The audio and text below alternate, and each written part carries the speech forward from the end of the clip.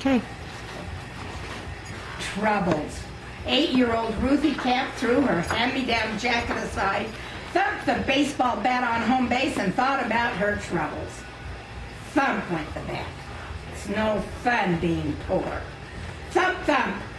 I'm tired of thin milk, radish sandwiches, and depression hash. Thump, thump, thump. I bet Christmas isn't coming again this year. A cold November wind stung her face and made her eyes water. Oh, stop being a silly goose about Christmas, Ruthie scolded herself. She looked at her sister Verna on the pitcher's mound in her lightweight dress and warm jacket. Since their mother's death 5 years ago, Verna had taken on most of the household chores, and she didn't complain. Ruthie looked at her brother Norman, smiling from the first base. Norman didn't complain about his lot either, though Ruthie thought he had every right. Whack it a mile, Ruthie, Norman called. If you get me home, we win. Norman had been stricken with polio the year their mother died. His left arm was crippled and his legs were weak, but they never held him back from doing yard work, playing baseball, or pretending to be a hero of the Wild West. Norman loved books about cowboys and horses, and the last memory Ruthie had of her mama was her soft voice reading Norman off to sleep with Hopalong Cassidy. Got it?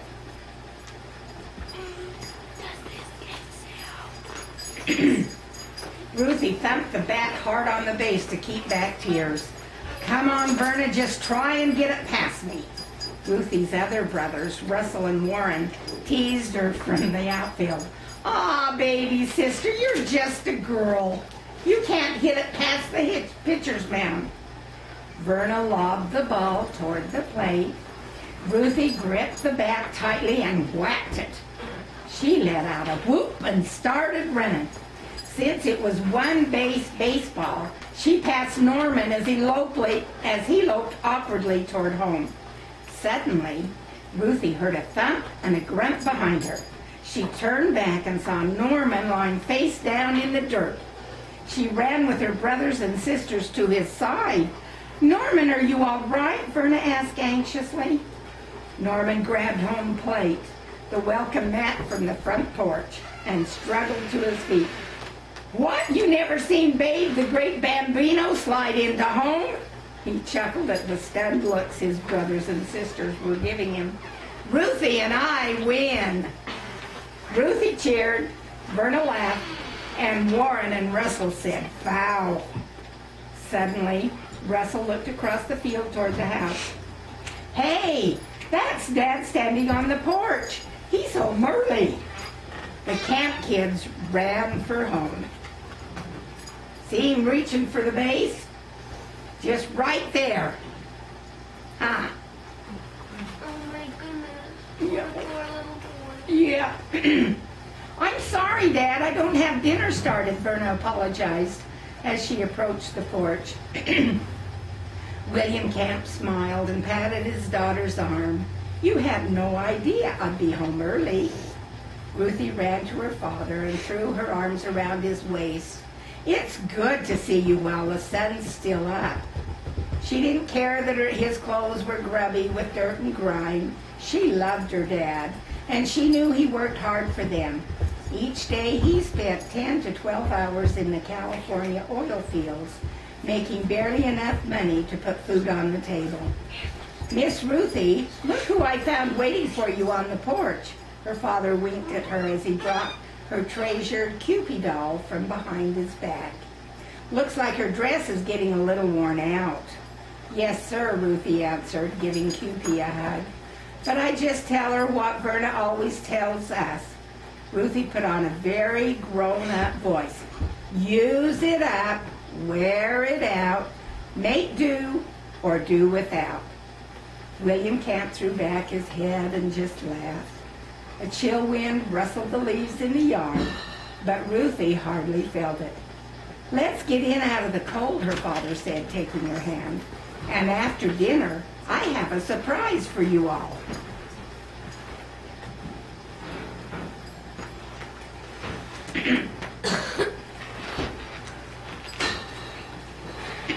When the dishes from supper had been washed and put away, the family gathered in the living room for a family meeting. William held up a tin Band-Aid box and his best Sunday hat turned upside down. He shook the box and it rattled.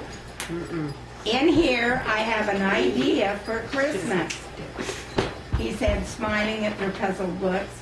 He popped open the lid of the box and poured the contents out on the coffee table. Ruthie could hardly believe her eyes as she stared at the coins twinkling in the lamplight. Man, oh man, Dad, Warren said, that's a whole $1. William Camp laughed as he looked around at his children's astonished faces. Now, I know $1 is quite a bit of money, but it can only go so far. He picked up his hat from off the coffee table. So here's what I thought. In my hat are our names on pieces of paper. We'll each choose a name, and then we'll do something special for that person. Or make something, Norman said, reaching for a name. His father smiled at him. Or make something. He looked around at his children. So what do you think of my plan? Ruthie ran to her father and hugged him. I think Christmas is coming.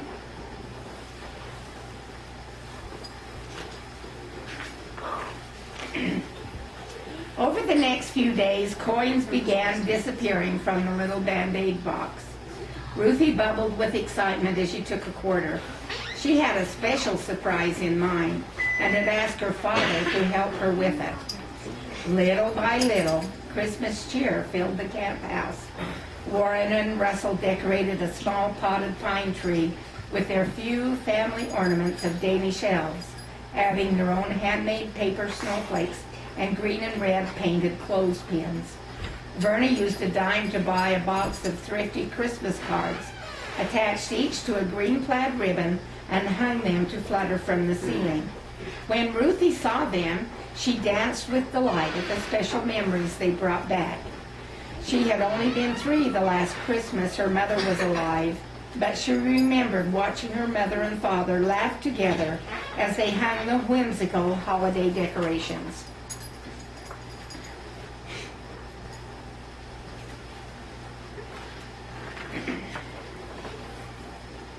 The only one who seemed to be missing from all the fun was Norman, and Ruthie worried about him. Almost every day after school he would disappear, dragging into the house just before dinner looking very tired. Ruthie talked to Verna, and they decided to share their worries with their father. Verna's eyes filled with tears.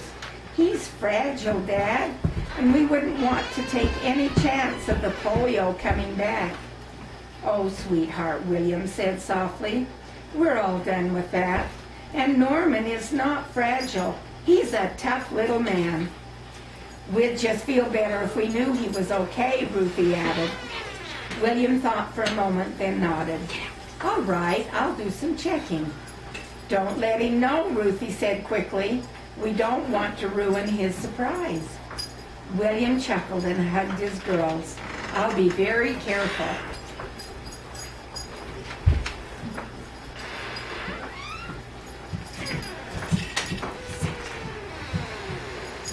On his way home from work the next day, William saw Norman coming from Mr. Mueller's fix-it shop. William could see that his youngest son was very tired, as Norman was shuffling along and concentrating hard so he wouldn't fall. What in the world could he be working on at a fix-it shop, with all the tools and saws and machines? He can't use any of those things with one hand. When Norman was well out of sight, William walked over and had a talk with Mr. Mueller. A few minutes later, he stepped from the store, wiping tears from his eyes. He still didn't know exactly what his son was working on, but Mr. Mueller had told him he had never seen anyone work so hard or carefully on a project.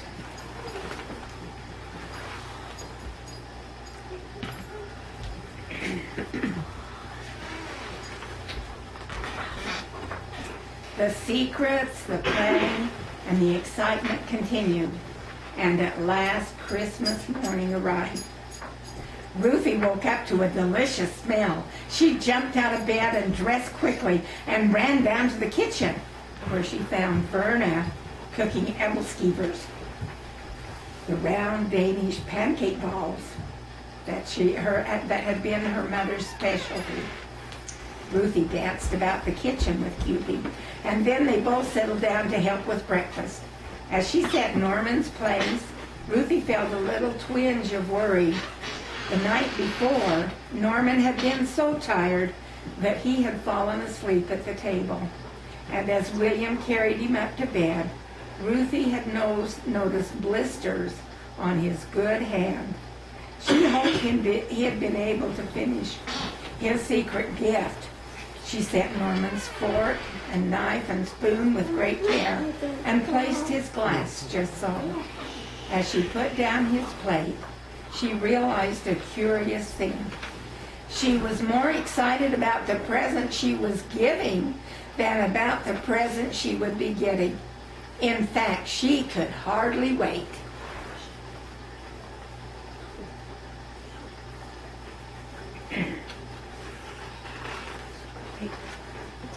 The Camp family sat around the breakfast table eating, laughing and singing Christmas carols.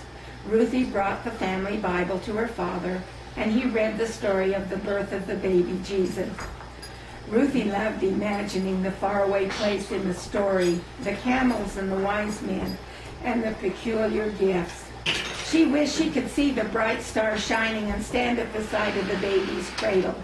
She didn't quite understand the gift of Jesus that her father had talked about, but a warm feeling washed over her as she heard the stories of the grown-up Jesus feeding people, taking away their blindness, and comforting them when they were sad. When William finished reading, Norman moved over to stand close to his father. "Dad, do you think if Jesus was here today, he could heal my crippled arm and make it strong again?" Ruthie held her breath, wondering what her father would say. "I'm sure Jesus could heal you, little chap, but I think he gave you another kind of strength, strength of character, strength to help other people." William gave his son a squeeze and then smiled at his other children.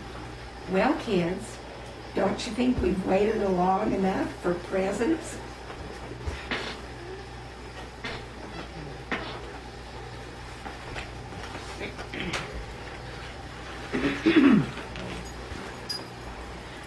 Warren and Russell jostled each other as they raced into the living room.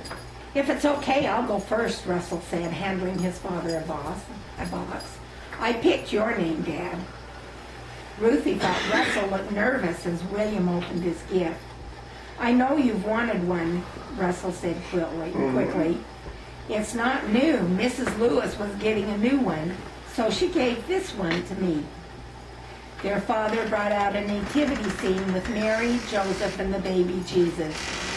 "There are only 2 wise men," Russell said hesitantly, "and the angel has a cracked wing." William gently placed the final piece on the table and looked at Russell with misty eyes. "I love it, son. Thank you."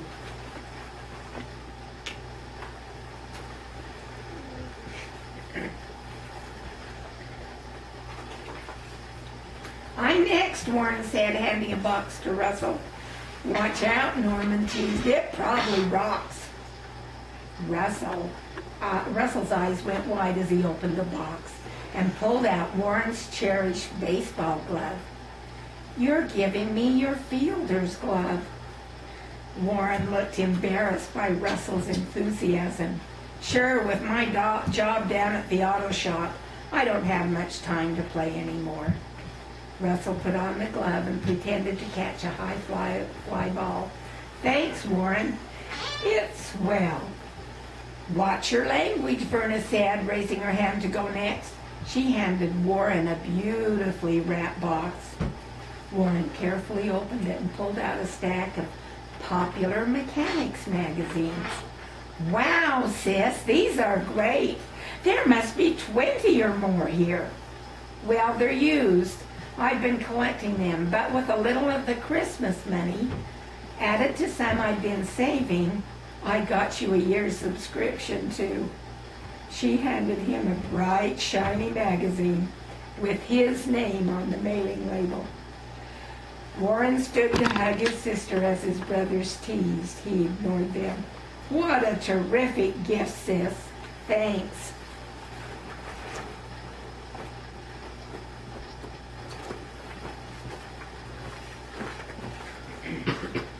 I think it's your turn, Verna, William said as he drew an envelope from the branches of the tree.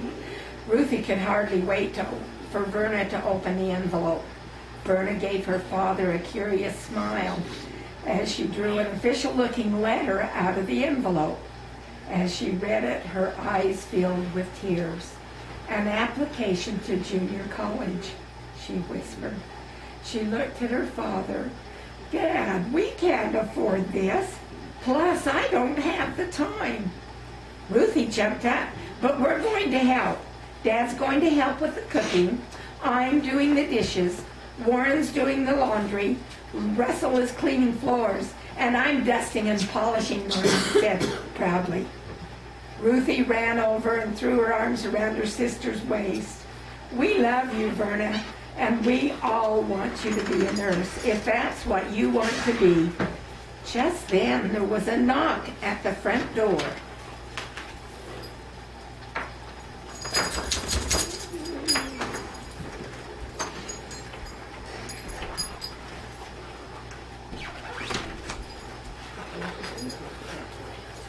My surprise, Ruthie said, running to open the door. On the porch stood their neighbor, Mr. Lehman. Hi, Ruthie. I brought him just like we bargained. The family gathered on the porch, and Ruthie took Norman's hand. I picked your name, so I got you. A horse, Russell blurted out, looking at the little pinto pony tied to the front gate. Good bargaining, Warren said. That Christmas money sure went a long way. Oh, I didn't buy him, Ruthie said, stamping her foot. I rented him for the afternoon. She turned to Norman. I know how much you like Hopalong Cassidy and all that cowboy stuff. Norman stared in wonder at the horse. Can I really ride him, Dad? Can you think of a reason why you can't? Norman slowly shook his head. No. Then that's your answer. Mr. Lehman smiled. Well, I'll leave it to you then. Here are some chaps and a cowboy hat my boy used to wear when he was young. He shook hands with Norman and turned to walk away. His name's Pete, and he's as good as they come. Thanks for bringing him, Mr. Lehman, Ruthie called.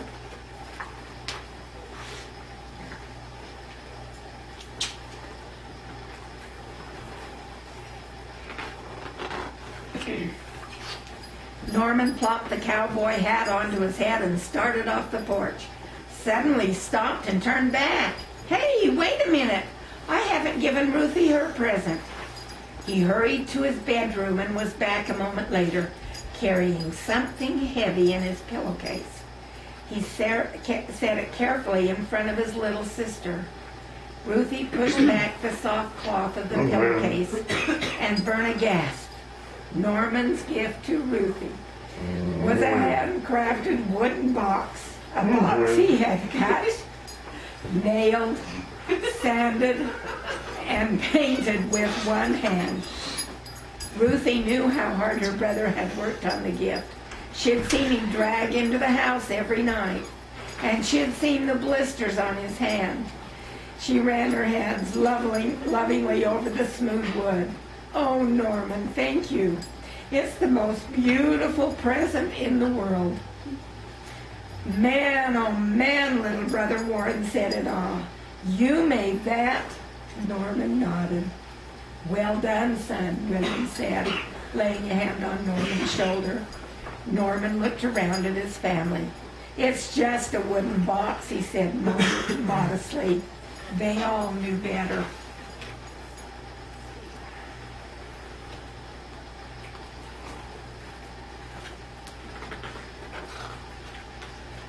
Later that day, Ruth sat contentedly on the porch playing with her doll.